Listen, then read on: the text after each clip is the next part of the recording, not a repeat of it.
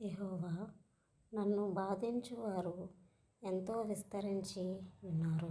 నా మీదకి లేచువారు అనేకులు.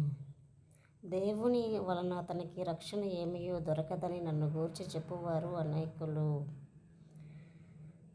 యెహోవా, నీవే నాకు కేడెముగాను, నీవే నాకు అతిశయాస్పదముగాను, నా తల ఎత్తువాడవుగాను ఉన్నావు. ఎలుగెత్తి నేను యెహోవాకు మొర్రపెట్టినప్పుడు ఆయన తన పరిశుద్ధ పర్వతము నుండి నాకు ఉత్తరమియ్యును.